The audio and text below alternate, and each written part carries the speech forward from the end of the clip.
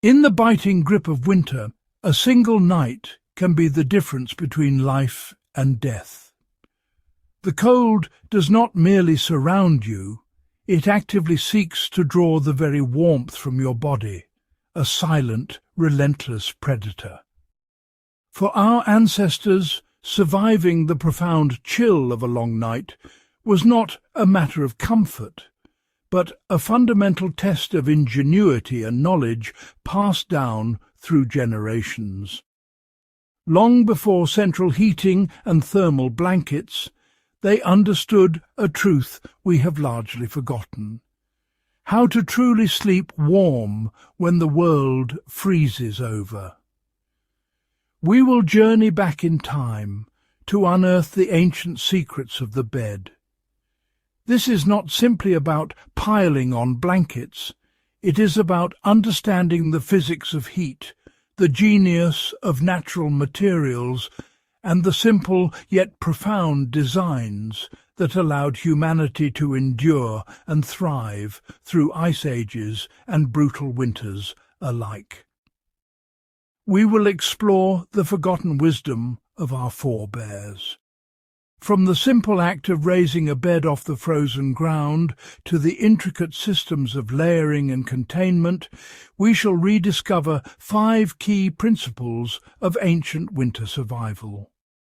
These are not mere historical curiosities.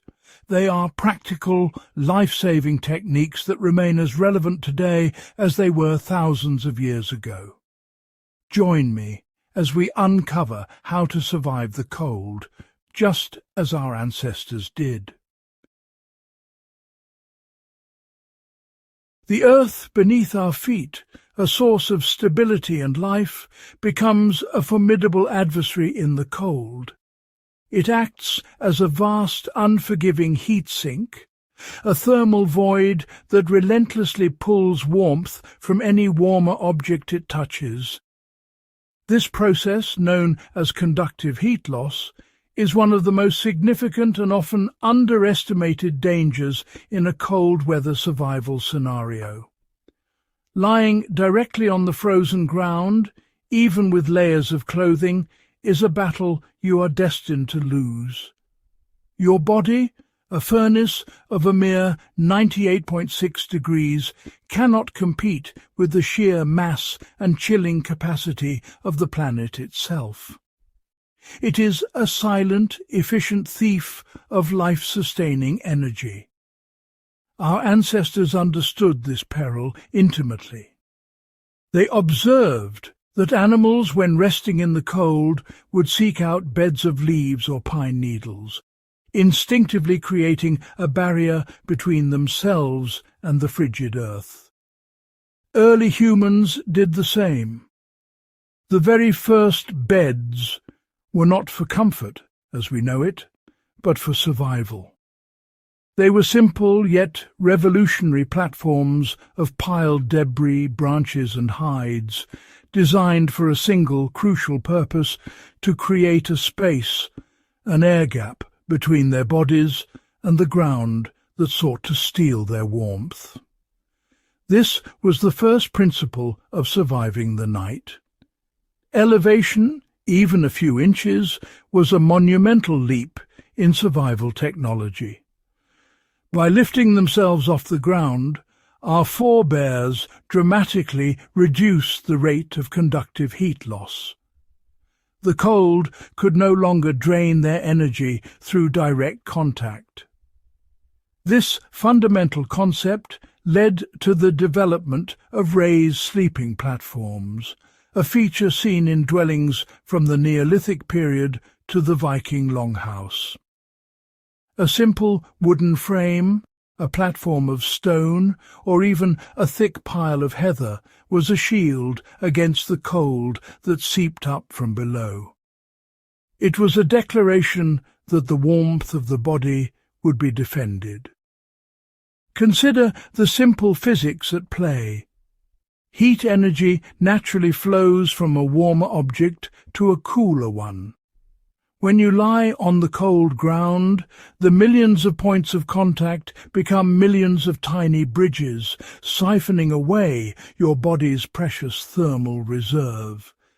By creating a platform, you are severing these bridges.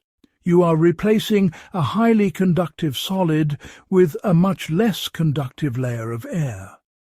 This trapped air becomes the first layer of insulation, a buffer zone that slows the transfer of heat, giving your body a fighting chance to maintain its core temperature through the long, dark hours of a winter night. This principle is not merely ancient history. It is a core tenet of modern survival and camping.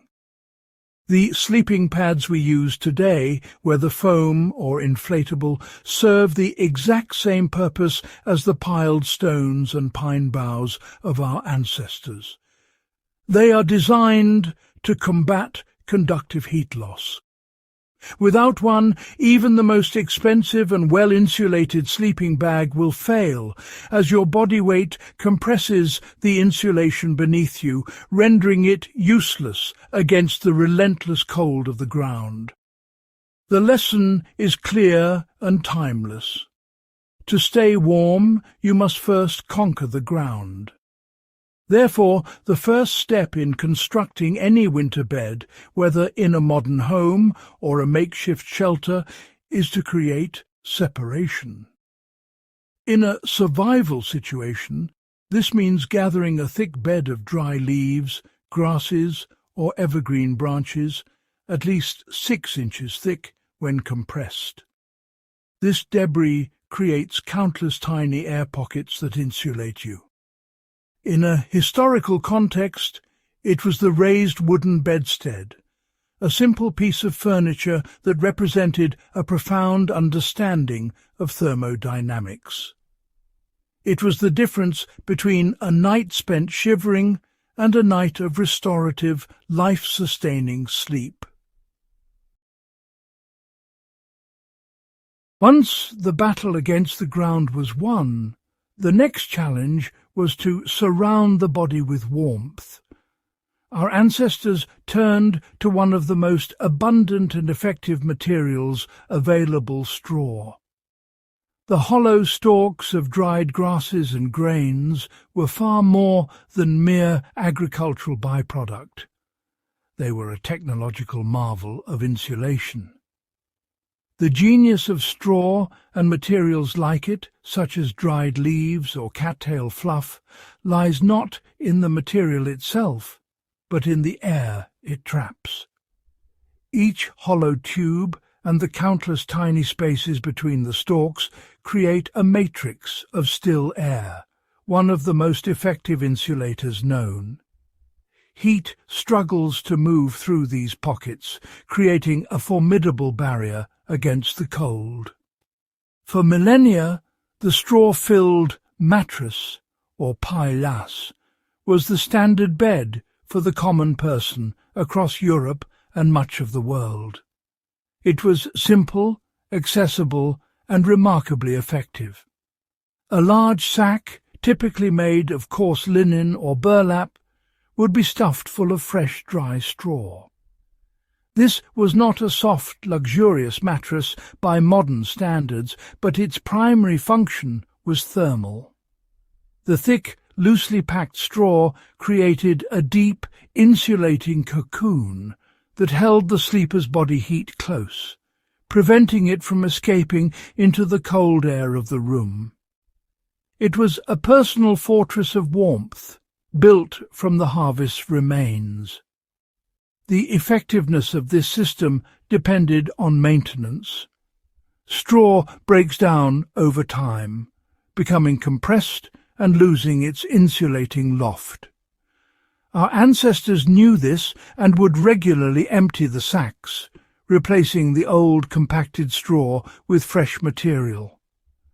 This turning of the mattress was an essential chore, ensuring the bed remained an effective shield against the winter chill. In many pioneer and colonial homes, this was a seasonal ritual, a preparation for the coming cold as vital as stocking the pantry or chopping firewood. The bed itself was an active part of the home's heating system. Let us examine the structure more closely. A single stalk of straw is a tube of cellulose filled with air. A mattress stuffed with millions of these stalks is, in essence, a container filled with millions of tiny, trapped air pockets. When a person lies on it, their body heat warms the air in the pockets closest to them.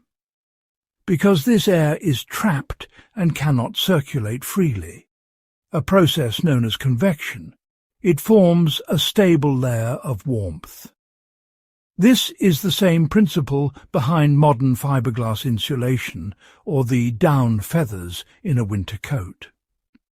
Nature, through the simple structure of a grass stalk, had provided the perfect solution. This was not limited to the mattress alone. In many colder climates, loose straw was also piled on top of the sleeper, acting as a kind of primitive duvet. Accounts from pioneers and settlers in North America often describe diving into a literal pile of straw or hay in a barn loft for warmth on the coldest nights. While seemingly crude, the insulating power of a deep layer of loose, dry straw is immense. It conforms to the body, eliminating drafts and creating a thick yet breathable layer of insulation that far surpasses a simple woven blanket in its ability to retain heat. The legacy of straw as an insulator persists. While we no longer sleep on straw-filled sacks, the principle remains embedded in our best cold-weather gear. The synthetic fibre fills in our sleeping bags and winter jackets are, in essence, artificial straw. They are designed to be lightweight, compressible, and to create a high loft matrix that traps as much air as possible. The straw revolution was the moment humanity grasped that the secret to staying warm was not just to block the cold, but to capture and hold the heat we produce, using the insulating power of trapped air. Modern sleeping bags are marvels of material science, but their fundamental design, a sealed tube, is a concept our ancestors understood and perfected long ago. You see, simply piling blankets on top of yourself is inefficient. Heat, like any gas, will seek the path of least resistance, escaping out the sides and creating cold drafts. The solution, discovered by frontier people and practiced for centuries, was to create a continuous sealed envelope of bedding. This was the tube system, a method of making a bed that transformed a flat pile of covers into a personal cocoon of warmth. Imagine, if you will, a frontiersman preparing for a frigid night. He would not simply lay a blanket on his straw mattress and another on top. Instead, he would lay down his first layer, perhaps a heavy wool blanket, and place it so that half of it was on the mattress, and the other half was folded back onto the floor. He would then lie down on the half that was on the bed. The other half would then be pulled up and over him, tucking him in from the side. This single action eliminated the primary source of heat loss, the open sides of the bed. The sleeper was now in the bottom of a U shape of bedding. This process was then repeated with every subsequent layer. The next blanket would be laid on top, and its edges would be tucked firmly underneath the sleeper's body. Each layer sealed the one beneath it, creating a system of concentric sealed tubes. The body's own weight helped to pin the edges of the blankets, creating a nearly airtight seal from the mattress up. Air could no longer circulate freely from the cold room into the warm space around the body. Any heat radiated by the sleeper was trapped within this multi-layered tube, creating a microclimate that could be many degrees warmer than the ambient air. This method stands in stark contrast to how most of us make a bed today, with flat sheets and duvets that rest on top, leaving the sides vulnerable. The tube system is fundamentally about containment. It recognizes that your body is the furnace and the bedding is the insulation. But insulation is useless if the heat is allowed to escape. By systematically tucking and layering, our ancestors weren't just covering themselves. They were constructing a personalized, soft-walled shelter around their bodies each and every night. It was a deliberate, methodical process born from the hard-learned lessons of freezing nights. The materials used were also key. Wool was highly prized for this system. Its natural crimp and fibres create excellent loft, trapping air much like straw. Crucially, wool retains much of its insulating property even when damp, a vital characteristic in rustic cabins or shelters where condensation could be a problem. A layered system of wool blankets, each tucked to form a sealed tube, was one of the most effective forms of personal insulation available before the advent of modern synthetic materials. It was a robust, reliable, and field-tested technology for survival. The modern sleeping bag is the direct descendant of this frontier wisdom. It is, in essence, a pre-sealed tube system. The zipper replaces the need for methodical tucking, but the principle is identical. Create an unbroken envelope of insulation around the body to prevent convective heat loss. By understanding the logic of the tube system, we can see that our ancestors were not simply using blankets. They were engineering a personal environment, manipulating layers and seals to conquer the cold with a profound and practical understanding of thermal dynamics. The tube system created a warm cocoon for the individual, but our ancestors took the concept of containment even further.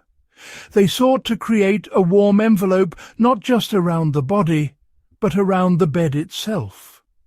The greatest enemy of a warm bed in a cold, draughty room is the sheer volume of air that needs to be heated. The solution was elegant and effective: the four-poster bed with heavy curtains. This piece of furniture, often seen today as a romantic or decorative item, was originally a sophisticated piece of thermal technology. It was a room within a room, a micro-environment designed to be heated by nothing more than the occupant's own body heat. When the thick curtains of a canopy bed were drawn, they formed a small, enclosed fabric chamber. This drastically reduced the volume of air that the sleeper's body had to warm. Instead of attempting to heat an entire draughty stone or wood-planked room, they only needed to raise the temperature of the few cubic feet of air inside the curtained enclosure. This small sealed space would warm up quickly and stay warm, protected from the cold draughts that swirled through the rest of the house. It was an incredibly efficient way to maintain a comfortable sleeping temperature in an otherwise unheated dwelling. To further enhance this effect, another ancient technology was often employed: the bed warmer. This was typically a long-handled lidded copper or brass pan. In the evening it would be filled with hot coals or embers from the hearth. The lid was closed and the pan was carefully passed between the sheets and blankets of the bed before one retired for the night. It was a portable radiator, preheating the insulating layers and the air within the bed curtains. This initial boost of heat meant the sleeper's body had to do far less work to achieve a comfortable temperature, conserving precious energy. For those without a metal bed warmer, a simpler and perhaps even more ancient method was used: heated stones or bricks. A smooth, dense stone would be left by the fire to absorb heat throughout the evening. Wrapped in a thick cloth to prevent burns and to slow the release of its heat, this bedstone would be placed at the foot of the bed. Throughout the night it would radiate a steady, gentle warmth, a small personal furnace preventing feet from growing dangerously cold and helping to maintain the temperature of the entire sleeping envelope. This was a low-tech, high-impact strategy for comfort and survival. This combination of technologies, the curtain bed, the tube-layered bedding, and a preheating element like a stone or warmer, created an exceptionally cosy and resilient sleeping system. It was a multi-layered defense against the cold. The outer layer was the curtains, which blocked drafts and contained a small pocket of air. The next layer was the bedding itself, trapping body heat in its tucked layers. The innermost layer was the direct radiant heat from the warm stone, providing a constant source of thermal energy. It was a masterclass in passive heating and heat retention. This concept of creating a small, super-insulated space is still a critical survival principle. A well-built snow cave, or quinzhee, works on the same logic. It is a small enclosed chamber whose walls of compacted snow provide excellent insulation, allowing the occupant's body heat to warm the interior to a temperature well above freezing, even when it is brutally cold outside. The four-poster bed was, in effect, a permanent, comfortable snow cave built inside the house, a testament to our ancestors' deep, intuitive understanding of how to create warmth and shelter. In the long and arduous story of human survival, perhaps no heating system has been more reliable, more accessible, or more fundamental than that of another human body.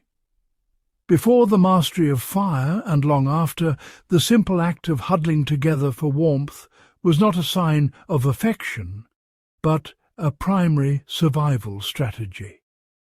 A single human body is a furnace, constantly generating heat, but much of that heat is lost to the surrounding environment.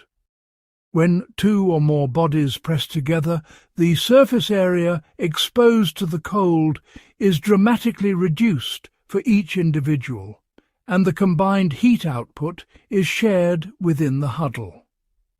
This is the power of communal warmth. Throughout history, this was the norm. The concept of a private, individual bed is a relatively modern luxury. For most of our past, the family bed was the centre of the home. Parents, children, and sometimes even extended relatives or household servants would share a single large sleeping platform. This was not due to a lack of space or furniture alone. It was a practical and effective way to survive cold nights. The collective body heat of the family unit, contained within a curtained bed and layers of tucked-in blankets, created a pocket of warmth that a single person could never achieve alone. This principle extends beyond the family.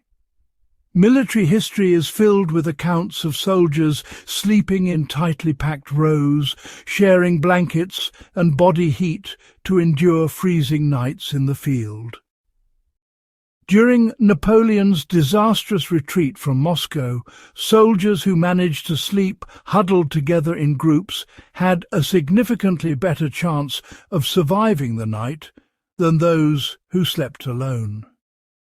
The difference of a few degrees provided by a comrade's body was the difference between waking up and freezing to death. It is a stark reminder that in the face of overwhelming cold, cooperation is survival. The science behind this is straightforward. An individual lying alone loses heat from their front, back and sides. When another person lies close, the heat loss from that entire side of the body is almost completely eliminated. Instead of radiating into the cold air, the heat is radiated to the other person, and vice versa. The space between the bodies becomes a shared thermal reservoir. With a third and fourth person, the effect is magnified. A group of people sleeping together can create a surprisingly warm and stable microclimate, even in a very cold room, using only their own metabolic output. This practice also had social and psychological benefits. In a harsh and dangerous world, the physical closeness of the family or community at night provided a sense of security and solidarity. It reinforced the bonds of the group, a tangible reminder that they faced the hardships of the world together. The shared bed was the warm heart of the family, a place of safety and communal strength against the darkness and the cold outside. It was the most ancient and intimate form of shelter. Today, in survival situations, this remains one of the most important lessons. If caught in the cold with others, huddling together is not just a suggestion, it is a critical, life-saving procedure. By creating a tight group, minimizing contact with the ground, and covering the group with any available material, you are recreating humanity's original and most effective heating system. The wisdom of our ancestors is clear. When the cold is at its worst, the greatest source of warmth and safety is found in each other. The chill of winter is a constant, a force of nature that our ancestors faced with courage and remarkable ingenuity. The secrets we have uncovered, insulating from the ground, harnessing the power of trapped air, sealing the sleeping envelope, and sharing communal warmth, are more than just historical footnotes. They are a testament to a deep, practical understanding of the world, a wisdom earned over countless generations. These principles, born from necessity, form a foundation of survival knowledge that has been passed down to us, a flickering flame in the long, cold night of history. This knowledge is a gift from our past, a reminder that the simplest solutions are often the most profound. As we navigate our modern world, it is easy to forget these fundamental truths. But the wisdom of the straw bed and the heated stone holds a lesson for us all, to observe, to understand, and to adapt. I encourage you to share this knowledge to keep the flame of curiosity alive. What are your experiences with the cold? Do you have family stories or techniques for staying warm that have been passed down? Share them in the comments below. Let us create a community of shared wisdom.